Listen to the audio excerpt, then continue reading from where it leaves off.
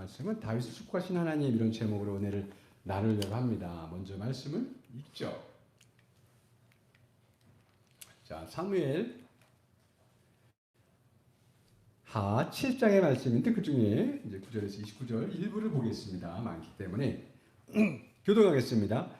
땅에서 위대한 자들의 이름같이 내 이름을 위대하게 만들어 주리라.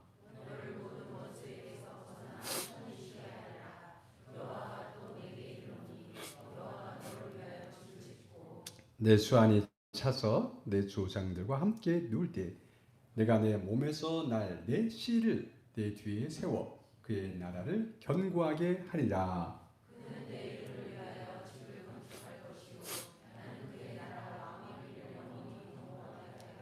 나는 그에게 아버지가 되고 그는 내게 아들이 되리니 그가 만일 죄를 범하면 내가 사람의 매와 인생의 채찍으로 징계하려니와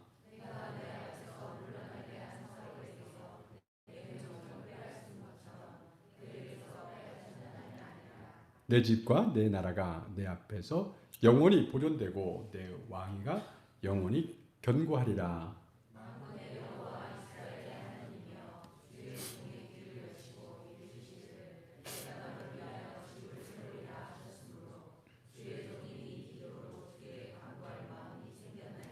주 여호와여 오직 주는 하나님이시며 주의 말씀들이 참되시니다.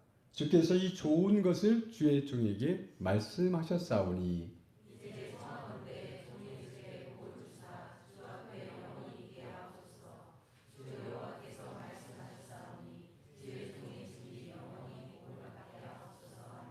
아멘. 사랑합니다. 하나님이 우리를 너무너무 사랑하십니다. 우리 예수님이 나를 사랑하심처럼 나도 당신을 사랑합니다. 시작. 한번 우리 사랑의 고백을 옆 사람들에게 하겠어요. 시작. 예수님이 나를 사랑하신 것처럼 나도 당신을 사랑합니다. 사랑합니다. 네. 주님의 사랑으로 사랑합니다. 네. 다윗을 축복하신 하나님, 다윗을 축복하신 하나님에 대한 은혜를 좀 나누려고 하는데 지난 한 주를 이렇게 보내면서 감사절을 보내면서 어떤 마음이 들었습니까? 하나님 주신 은혜와 복이 넘쳤습니까? 저는 개인적으로 한 주를 보내면서 여러 가지 하나님께서 은혜를 주시고 여러 사람들을 만나면서 깨닫게 하신 것들도 있고 그 중에 가장 새롭게 깨닫게 하고 마음에 오늘 전하고 싶은 말씀이 있어서 오늘 이 말씀을 택했습니다. 그건 다른 것이 아니라 하나님의 사랑, 하나님 우리를 너무 사랑하시는데 그 사랑의 색깔이 다 있잖아요. 그 중에 정말 아픈 사랑, 이거에 대한 이야기를 좀 드릴까 그럽니다. 그 사람들이 아픔을 경험하고 인생의 여러 가지 환난 그런 것들 가운데 있는 모습을 보면서 그렇지만 하나님의 또 다른 사랑의 모습인데 그걸 이해하고 깨닫고 하나님 앞에 마음을 새롭게 되면 좋겠다 이런 생각이 드는 겁니다. 하나님은 모든 사람을 사랑하는 줄로 믿습니다.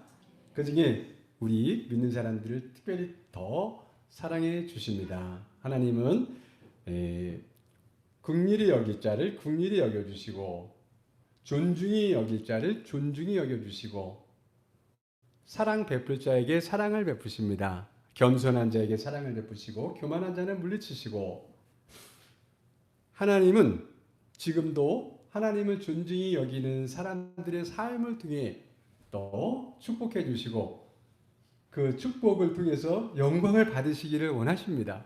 내 기쁜 마음 가운데 잘 돼서 하나님 앞에 영광 돌리기를 주님이 원하시죠. 우리의 아버지 되셨기 때문에 우리 자녀를 축복하듯이 그러는 줄로 믿습니다. 그럼에도 불구하고 사람들이 좀 오해하는 부분도 있고 그러면 우리 모든 사람들은 하나님이 어느 만큼 축복해 주자면은 아브라함만큼 축복해 주기를 원하십니다. 자, 아브라함에게 축복해 주신 말씀 가운데 창세기 12장 1절로 3절에 나오지만 2절 말씀만 읽겠어요. 시작. 내가 너로 큰 민족을 이루고 내게 복을 주어 내 이름을 창대하게 하리니 너는 복이 될지라. 민족을 이루고 내게 복을 주겠다. 여러분 복을 주시겠다고 하신 그 하나님 아버지가 복의 근원인 줄로 믿습니다. 생명의 근원이십니다. 우리 사랑의 근원입니다. 빛의 근원이십니다.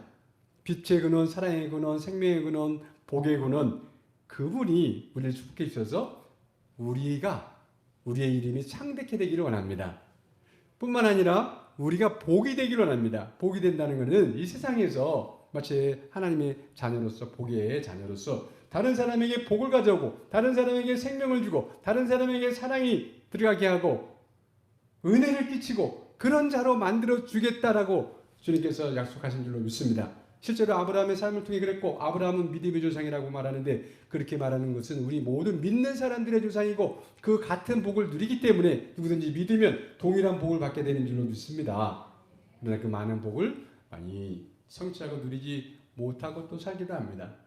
오히려 하나님을 생각할 때 하나님은 나를 미워하는 것 같아. 이런 마음을 갖기도 합니다. 하나님은 편애해서 누구는 사랑하는데 나는 사랑하지 않는 것 같아.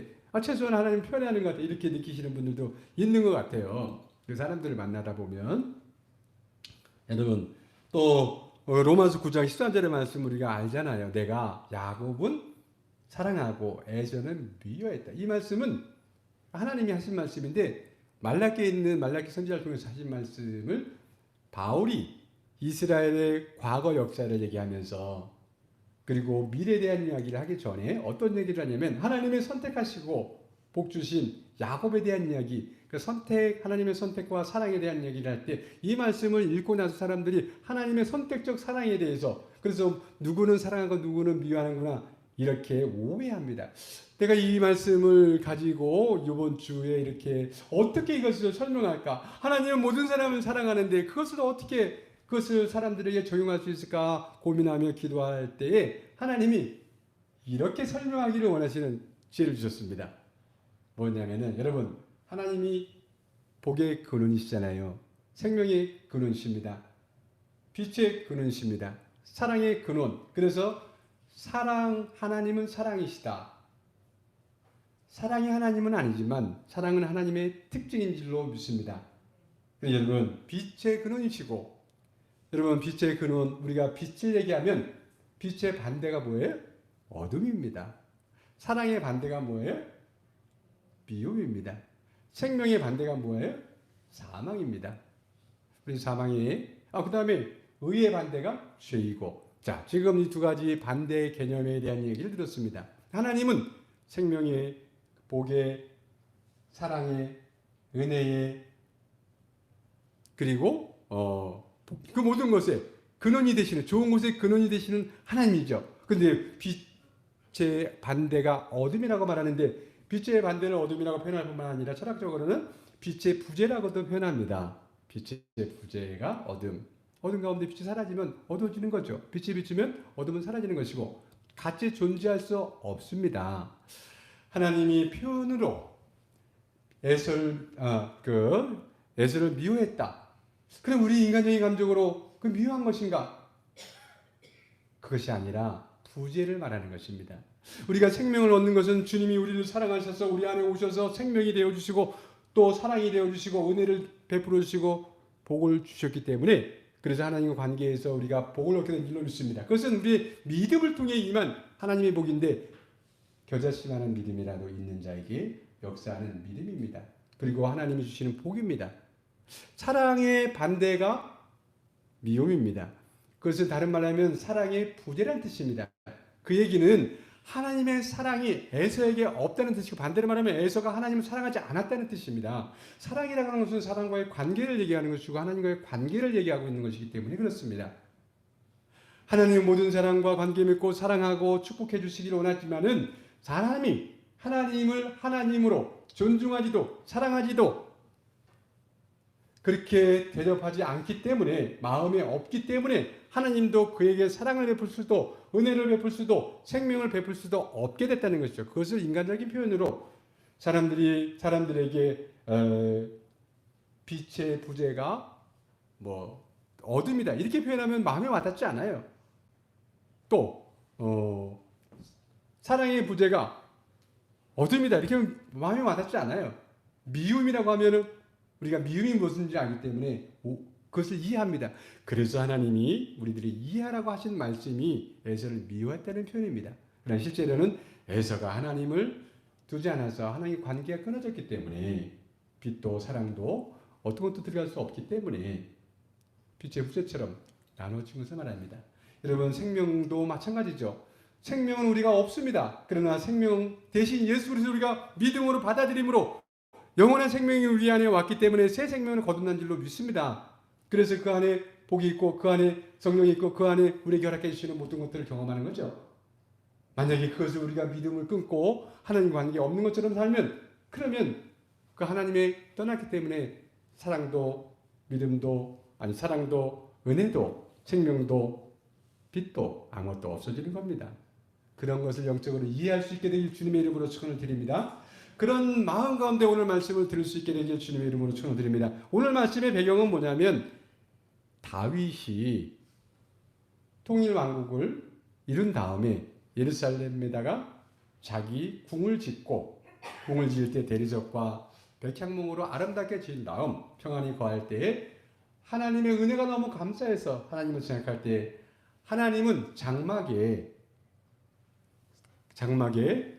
법궤로 이렇게 하나님의 상징인 임재의 상징인 법궤가 장막에 있는 것이 죄송스러워서 내가 내 궁궐보다 더 좋은 하나님의 성전을 지어야지, 이런 마음을 가지고 나단 선지자에게 얘기했습니다. 나단 선지자도 왕이 좋을 대로 하라고. 그런데 그날 밤에 하나님이 나단 선지자에게 나타나가지고 못 짓게 합니다. 그러나 못 짓게 하면서 축복의 말씀을 전해줬습니다. 그 축복의 말씀이 깁니다.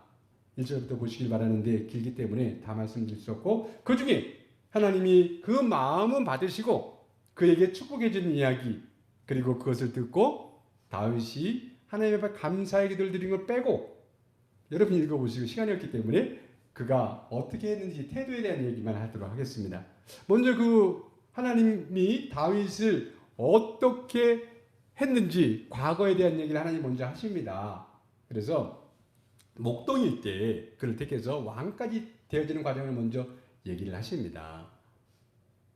그리고 나서 그 마음을 받으시고 다윗을 축복해 주시는 말씀 오늘 봅니다. 자, 첫 번째 축복은 뭐냐면 땅에서 위대한 자들의 이름같이 내 이름을 위대하게 만들어 주리라, 이렇게 얘기합니다. 여러분 이미 왕이 됐어요. 통일왕국의 왕이 됐습니다. 주변 나라들이 두려워하는 왕이 이미 됐습니다. 그럼에도 불구하고 위대한 자들의 이름 같이 내 이름을 위대하게 만들어 주리라, 미래형으로 더 위대하게 만들어 주리라. 그 이후에 더 위대한 왕이 되죠. 실제로 축복에 축복을 더하고 복에 복을 더해 주시기를 원하시는 하나님인 줄로 믿습니다. 그래서 아브라함에게 얘기했던 창대케 하리라, 내 이름이 창대케 되리라, 내 이름이 위대하게 되리라.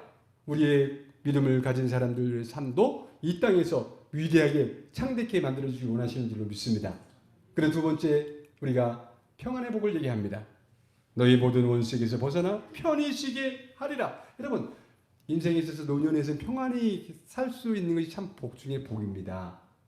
여러분 참 어렵게 살았던 사람들 가운데 요셉이나 그리고 다니엘, 이국 멀리서 어려운 삶이지만 노년에는 평안케 해주셨습니다. 다니엘에게 모든 사역이 끝난 다음에 너는 평안히 거하다가 마지막 날을 기다리라. 평안히 거하라고. 이 마지막에 모든 시험과 연단과 그 모든 일들이 끝난 다음에 인생의 마지막을 평안히 살 수 있도록 축복해 주셨는데 다윗은 중간에 죽지 않냐고 그렇게 왕위를 유지하다가 죽을 만큼 그렇게 해주시죠. 40년 동안 통치자로 살 수 있게 해주셨습니다. 그런 복으로 축복해 주시기를 원하시기 때문에 주님이 약속해 주신 줄로 믿습니다. 이런 복이 여러분들에게 임하기를 주님의 이름으로 축원을 드립니다. 이게 다윗에게만 하는 게 아니라 믿는 사람들에게 다 주시는 복이에요. 세 번째는 여호와가 또 내게 이르노니 여호와가 너를 위해 집을 짓겠다. 아니 이미 왕궁에 거하는데 집을 짓는다는 그런 표현은 다윗의 가문을 축복해서 그 왕권이 계속 이어질 수 있도록 더 튼튼하게 해주겠다, 이런 뜻입니다. 이게 오늘 너가 나의 집을 짓겠다고 했는데 내가 너의 집을, 너의 삶을 돌봐서 자녀를 돌보고 그렇게 왕국을 만들어주겠다, 왕권을 유지할 수 있도록 해주겠다, 이런 뜻이죠. 첫 번째는 그러시고 두 번째는 이제 나오지만은 이것이 자선 축복일 뿐만 아니라 미래 하나님이 하고자 하는 이야기입니다. 그 이야기가 이어지는데 우리 12절, 내 수완이 차서 내 조상들과 함께 누울 때 내가 내 몸에서 내 씨를 내 뒤에 세워 그의 나라를 견고하게 하리니 그는 내 이름을 위하여 집을 건축할 것이요. 그러니까 네가 말했던 성전을 짓게 하겠다라고 하는 뜻도 있고, 나는 그의 나라 왕위를 영원히 견고하게 하리라. 그래서 그것을 이어질 수 있도록 해주겠다고 하는 것입니다. 왕권에 대한 얘기죠. 그런데 여기 시에 대한 내 시를 내 뒤에 세워서 그 나라를 견고하게 하리라. 그리고 그의 나라 왕위를 영원히 견고하게 하리라. 다윗 왕권에 대한, 다윗 왕가에 대한 그 후손에 대한 그 시에 대한 약속을 합니다.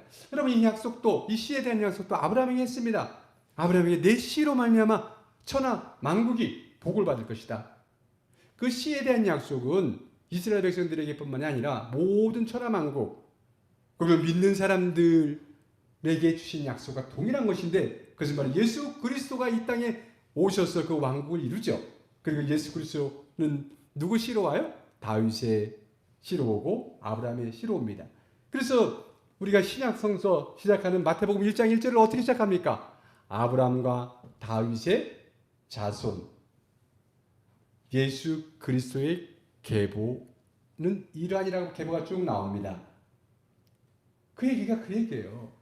구약에 약속하고 예언하고 주시겠다고 했던 그 시로 오신 예수 그리스도, 그가 와서 다스릴 나라, 통치하는 나라는 바로 하나님의 나라, 우리가 사모하고 공유하고 있는 비전, 하나님의 나라, 우리 마음에 임하고 우리 교회에 임하고 또 도래할 하나님의 나라, 이 비전을 하나님이 영원히 믿는 자들 속에 심어주신 줄로 믿습니다. 여러분, 그러면은 오늘 이런 이야기들을 들을 때에 그 마음이 뛰고 놀라웠을 것입니다. 저도 예전에 하나님께 이렇게 내가 인생을 포기하고 싶었을 때 이렇게 예언자들 통해서 나에게 여러 가지 음성을 줬는데, 내가 여러분들에게 하지 않은 이야기가 있어요. 내가 은퇴하면 할지 모르겠습니다. 우리 집사람은 한 얘기가 있습니다. 그래서 책에는 일부를 썼지만 실제로는 내가 하나님 앞에 받은 말씀 가운데, 비전에 관한 이야기 가운데 말하지 않는 게 있습니다. 어쨌든 그런 얘기를 때 황궁하고, 저는 오늘 이 얘기를 들으면서 눈물을 흘렸을 거라 생각합니다. 왜냐하면 나도 황궁에서 눈물이 나고, 너무 하나님이 나를 사랑하시고 나에게 은혜를 베푸시는 그 하나님이 나를 선택했을 뿐만 아니라 나를 통해 일하겠다고 하시고 어떻게 축복해 주신 얘기를 들었을 때 눈물이 났다고요. 그런데 오늘 다윗이 여러 가지 그런 이야기들, 오늘 얘기한 것처럼 너를 위대하게 만들어주겠다, 편히쉬게 하겠다, 내가 너의 집을 짓겠다, 이런 이야기들보다 자기 후손에 대한 이야기, 후손에 대해서 얘기할 때 13절에 있는 말씀, 14절에 있는 말씀이죠. 저는 이 말씀이 가장 마음에 와닿고 감사했을 거라고 생각합니다. 뭐냐면 나는 그에게 아버지가 되고 그는 내게 아들이 될 것이다, 이겁니다. 아니, 아버지는 때가 되면 유신하고 죽을 수밖에 없잖아요. 근데 하나님이 아버지 되어 그를 도와주겠다, 이런 뜻이잖아요. 이것보다 귀한 복이 어딨냐고요. 그것이 마음에 와닿고, 그래서 나중에 실제로 그것에 대해서 기도를 하죠. 여러분, 여러분들의 인생 가운데 우리 인생은 그런 겁니다. 어느 날 다 죽어야 하고 그런데 자녀들 착하면서 자녀들이 잘 되기를 바라는데, 그 자녀들이 하나님의 자녀로 내려올 수 있게 되길 주님의 이름으로 축원을 드립니다. 하나님의 자녀로 올려드릴 수 있기를 주님의 이름으로 축원을 드립니다. 여러분, 인생에 여러 가지 정리해야 된다고 말씀을 드립니다. 그 중에 하나가 이 자녀들 문제. 자녀들을 내가 끼고 죽을 때까지 그럴 필요가 없어요. 그들이 믿음을 가지고 하나님을 아버지로 생각할 수 있도록 해주고, 그리고 그 안에서 통치받으며 살 수 있도록 해주는 것이 가장 큰 복입니다. 그렇게 할 수 있기를 주님의 이름으로 축원을 드립니다. 하나님은 그렇게 해주시기를 원하시죠. 그런데 아들로 삼고선 첫 번째 그 아들에게 하는 약속이 뭔지 아십니까? 그가 만일 범죄하면 어떻게 하겠다고 말합니까? 죄를 범하면 내가 사람의 매와 인생의 채찍으로 징계하겠다, 이렇게 말합니다. 이것이 하나님의 뜻이고 하나님의 아픈 사랑이라고 저는 생각을 합니다.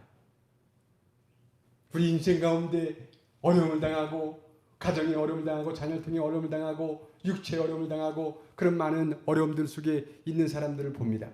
저도 그런 것들을 경험했고, 그것이 어떤 원인이 분명히 있었습니다. 어떤 순간에 잘못했거나 어떤 순간에 그 나와 상관이 없이 이루어진 일들이라고 생각할 수 있습니다. 그러나 결정적으로 그런 일들은 하나님의 또 다른 사랑의 모습입니다. 징계하고 있는 것입니다. 오늘 여기 표현대로 말하자면은 사람의 매와 인생의 채찍 같은 그런 일들을 우리가 경험합니다. 평안의 복이 임하기 전까지는, 그래서 모든 것이 하나님께 맡기고 하나님의 뜻대로 살게 되기 전까지는 우리는 이 땅에서 그런 것들을 경험하며 살게 돼 있습니다. 그것은 이 부조리한 세상에서 하나님의 섭리 가운데 이루어지는 일들이지만은 그럼에도 불구하고 그것을 믿음으로 받아들일 수 있어야 합니다. 그럴 때 주님께서 그 삶을 들어서 역사하기 시작합니다. 오늘 이 말씀은 여러분, 우리가 여기 15절에 내가 내 앞에서 물러나게 한 사울에게 내 은총을 빼앗은 것처럼 그에게서 빼앗지는 아니하니라, 이런 표현을 쓰잖아요. 사울과 다윗의 차이가 뭘까요? 둘 다 죄가 많은 사람입니다. 인간적으로 보면은 사울보다 다윗이 죄가 더 커 보입니다. 왜 그런 줄 아세요? 사울의 죄를 가만히 보세요. 그 완고해가지고 기다리지 못해서 제사장 대신 자기가, 웬 전쟁 앞에 전쟁해야 되는데 사무엘은 안 오고 약속한 사무엘은 안 와서 자기가 해서는 안 되는 제사를 드린 것이 죄죠. 이해할 수 있습니다. 전쟁에 승리하고 하나님께 영광을 돌려야 되는데 자기 비석을 세워요. 인간이니까 그런 거죠. 공로를 세우고 왕권을 하고. 다윗을 미워하게 되는 이유도 사단의 역사에서 미움이 들었을 때 그렇게 하는 것들도 어떤 면에서 이해가 가는 부분이 있습니다. 그러나 다윗을 보세요. 사실은 이렇게 축복해 주는 이후에도 어떤 일이 벌어지냐면은, 그는 우리아의 아내를 간음하는데, 우리아의 아내라는 걸 알면서도 자기는 아내가 여럿 있고 첩도 많이 있음에도 불구하고, 그래서는 안 되는 거다, 하나님의 뜻이 분명히 알고 있음에도 불구하고 그 욕망을 참지 못하고 범하고 임시시키고, 그리고 그것을 감추기 위해 우리아를 계략을 세워서 죽여버립니다. 살인과 간음을 그렇게 하고 없어진 일처럼 했던 그것이 다윗입니다. 그럼에도 불구하고 다윗은 사랑하시고, 왜 사울은 어려움을 당하고 망해 갔을까요? 그의 아들, 여러분 알지만 요나단 같은 경우에는 다윗만큼이나 믿음이 있었던 사람입니다. 그럼에도 불구하고 사울이 하나님 앞에 바로 서지 못함으로 같이 전쟁에서 죽게 됩니다. 그러나 다윗 같은 경우에는 그런 일들을 범할 때마다 그런 일들을 보면서 하나님을 사랑해서 하나님과 관계가 다른 거예요. 그에게는 믿음이 있었습니다. 믿음이란 뭐냐면, 여러분 겨자씨만한 믿음이라든 믿음은 뭐냐면 하나님과의 인격적인 관계를 얘기하는 겁니다. 미워하든 사랑하든 인격적인 관계를 가지고 있는 것이, 근데 다윗은 하나님을 하나님으로 존중하고 하나님으로, 그리고 아버지로 주로 생각하는 사람이었습니다. 비록 자기가 종이고, 그리고 그래서 그걸 욕망이 이기지 못해서 죄는 범할지라도 마음에서는 하나님을 하나님으로 생각했습니다. 그래서 그 나단 선지자가 와서 그것을 책망할 때 바로 그는 회개를 하죠. 용서를 구합니다. 하나님은 그 용서를 받아줍니다. 하나님과 다윗 관계는 그런 관계입니다. 그래서 사울은 죄를 져서 그에게 징계를 하고 그리고 기회를 줘도 돌이키지 않습니다. 그게 다른 겁니다. 그래서 하나님을 생각할 때 하나님을 마치 자기의 종처럼 생각을 합니다. 그래서 나의 전쟁을 이기게 해줄 사람, 나를 축복해줘서 나의 왕권을 해줄 사람, 내 명예를 지켜줘야 되는 사람, 축복해줘야 되는 사람, 그렇게밖에 생각할 수 없었던 그 사울은 하나님과의 관계가 끊어져 있는 겁니다. 다른 거죠. 여러분, 우리는 하나님 보실 때 무엇으로 평가하냐면 무엇을 잘하고 못하고 많이 하고 못하고 죄를 얼마나 지고 이런 관계로 평가하지 않습니다. 우리의 평가, 하나님의 평가는 믿음으로 하게 되어 있습니다. 우리가 하나님과 관계에 있어서 정말 내가 하나님을 살아계신 하나님으로 주인으로 왕으로 모시고 사는지, 그게 중요하다고요. 그럼에도 우리가 연약해서 죄를 범하고, 그럼에도 불구하고 우리가 그래서 시험에 들고, 그래서 우리가 또 여러 가지 일들을 겪을 때 진노처럼 당하는 일들이 많이 있는데, 여러분 그거 아십니까? 오늘 새벽에 본 말씀 가운데 다윗이 우리아를 죽이고, 그리고 임신해서 자식을 낳을 때쯤에 우리아를 죽이고 우리아의 아내에 범한 이후에 나단 선지자가 와서 그렇게 얘기할 때 나단 선지자를 통해서 하신 말씀 가운데 하나가 이겁니다. 나를 업신여기고 하나님이 하시는 말씀 가운데 뭐가 하나 있냐면은 여호와의 원수의 비방거리가 되게 했다. 그래서 그 아들은 죽어야 된다는 겁니다. 이게 영적으로 엄청난 이야기거든요. 하나님이 다윗을 사랑해서 이해해서 네가 원했더라면 내가 이것도 주고 저것도 더 주었을 텐데, 나에게 원했으면 내가 이것도 주고 더 주었을 텐데 너가 나의 뜻을 어기고, 그렇게 해서 원수의 비방거리를 만들었다는 겁니다. 원수가 누구예요? 하나님의 원수는 사단입니다. 그래서 사단이 하나님 앞에 와가지고 어떻게 하는 거예요? 우리 욥기에 나와 있는 것처럼 당신이 다윗을 사랑하는데 다윗이 저렇게 죄를 졌는데도 그냥 내버릴 겁니까? 그 죄의 열매 그 자녀를 그냥 내버릴 겁니까? 당신은 정의로우신 분으로 심판해야 되는 것 아닙니까? 비방거리를 줬다는 거예요. 그래서 그 가늠의 결과 태어난 그 열매는 죽어야 된다. 다윗이 그걸 놓고 그 아기가 이제 아파 죽게 됐을 때 자기 죄 때문인 줄 알고 금식을 하면서 살려달라고 하죠. 그때 분명히 회개를 하고, 회개하기 위해서 금식을 하고 식음을 전폐하고 거기서 하나님 앞에 있습니다. 7일 동안 금식을 합니다. 죽었어요. 신하들이 그 전에 그렇게 금식하는 것을 말리고 싶었지만은 차마 못 말립니다. 근데 이제 죽었습니다. 그 전가를 하기가 어렵습니다. 왜? 아직 살아있을 때도 그렇게 저걸 슬퍼하는 것 같은데 죽었다고 말하면 어떡할까? 못 전합니다. 근데 그 얘기를 듣고서는 오히려 다윗은 그 소리를 듣고 죽음을 확인하고 오히려 아무 일도 없었던 것처럼 음식을 내오라고 합니다. 그 전에 하나님 앞에 감사의 기도를 드립니다. 이게 뭘 말하는 겁니까? 모든 상황들 속에 우리의 감정이라고 하는 것은 가치 있는 배우자나 자녀나 사람들과 일들 속에서 생기는 거지만, 그보다 앞서 생명이 되고 복이 되고 은혜가 될 수 있는 것은 하나님과의 나의 관계에서 생기는 겁니다. 그 관계에서 하나님께서 이제 죽이셨기 때문에, 하나님이 벌로서 하셨기 때문에 그대로 받아들이는 것입니다. 진노를 그냥 받아들이는 것입니다. 그리고 하나님 뜻이 이루어지이다. 그리고 감사한 마음으로, 그는 죽은 이는 내가 어떻게 못하지, 내가 이제 죽어서 그에게 갈 거라고 말하면서 그냥 받아들이는 거죠. 이게 믿음입니다. 이 믿음을 통해 하나님이 역사하시는 것이고 우리에게 생명과 복이 되어주시는 것입니다. 여러분, 그런 믿음을 갖게 되길 주님의 이름으로 축원드립니다. 믿음은 어떤 다른 우리가 행위, 예배를 드리고 말씀을 보고 전도를 하고 뭘 하고 그런 것이 아니라 하나님과 나의 관계 속에 신뢰해서 그분의 아버지 되시고 통치자 되어주시고 창조주, 나를 만드신 분이고 복주시기를 원하시는 그 분인 것을 믿어야, 그리고 믿음을 삶에 적용해야 살아있는 믿음이 되는 줄로 믿습니다. 여러분, 다윗이 오늘 이렇게 얘기를 합니다. 내가 내 앞에서 물러가게 한 사울에게는 내 은총을 베앗을 것처럼 그에게서 베앗지 아니하리라. 내 집과 내 나라가 내 앞에서 영원히 보존되고 내 왕위가 영원히 견고하리라. 은총을 거두지 않겠다는 거죠. 이런 표현 가운데 이 얘기를 다 들은 다음에 다윗이 하나님 앞에 긴 감사의 기도를 드립니다. 그런데 그거 빼고 제가 의미 있는 27절부터 29절의 말씀을 같이 읽겠습니다. 만군의 여호와 이스라엘의 하나님이여, 주의 종의 귀를 여시고 이르시기를 내가 너를 위하여 집을 세우리라 하셨으므로 주의 종이 이 기도로 주께 간구할 마음이 생겼나이다. 주 여호와, 오직 주는 하나님이시며 주의 말씀들이 참되시니이다. 주께서 이 좋은 것을 주의 종에게 말씀하셨사오니 이제 청하건대 종의 집에 복을 주사 주 앞에 영원히 있게 하옵소서.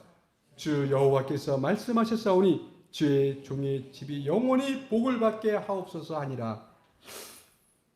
그가 간구할 마음이 생겼다고요. 믿음이 생겼다고요. 뭐 때문에?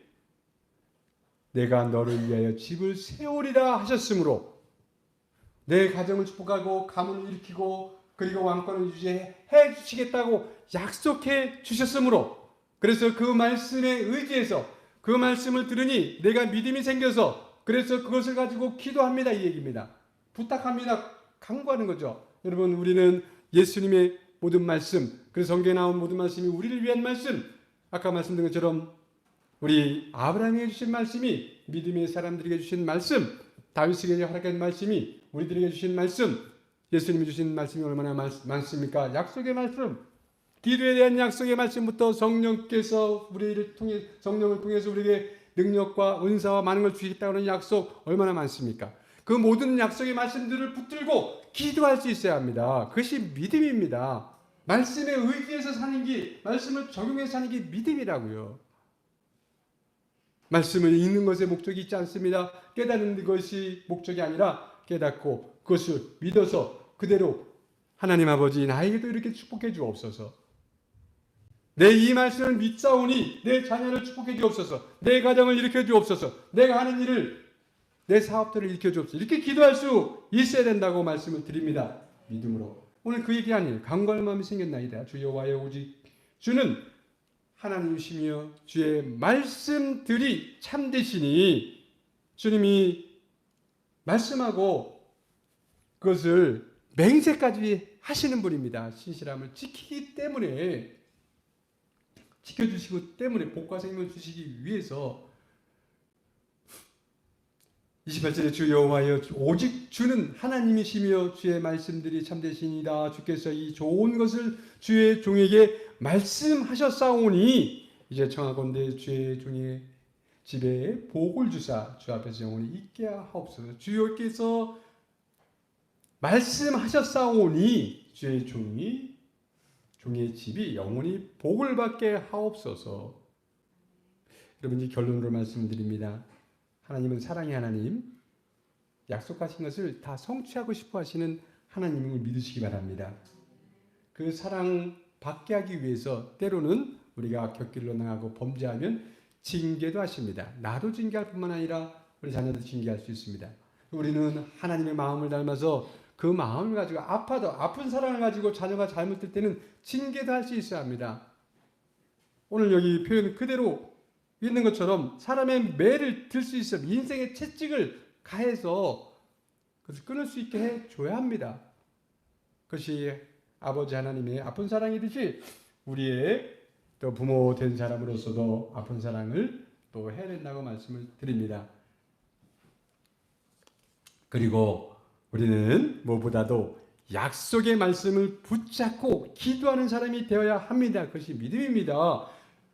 말씀을 붙들고 가정을 위해서 복 달라고 기도하고 자녀를 축복해 달라고 기도하고 구원해 달라고 기도하고 날마다 그렇게 하나님의 신실하심 앞에서 기도할 수 있는 여러분들이 되시기를 주님의 이름으로 축원을 드립니다. 우리 오늘 말씀을 들었으니 이 말씀을 붙들고 잠깐 기도하겠습니다.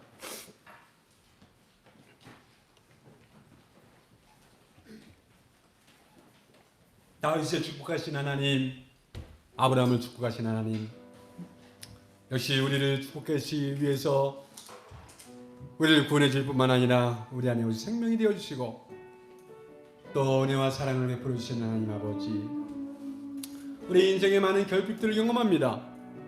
우리 인생에 여러 가지 환난들을 경험합니다. 또 때로는 채찍질을 당하여 고난당하는 것처럼 그렇게 어려움을 당하기도 합니다. 이런 모든 일들은 사단이 존재하고 죄가 존재하기 때문에 우리가 경험하는데, 주님 이런 것들로부터 깨닫고 돌이켜 하나님 앞에 설 수 있게, 믿음으로 설 수 있게 하옵소서. 뿐만 아니라 기도할 수 있게 하옵소서. 주여 한번 부르고 기도하겠습니다. 주여.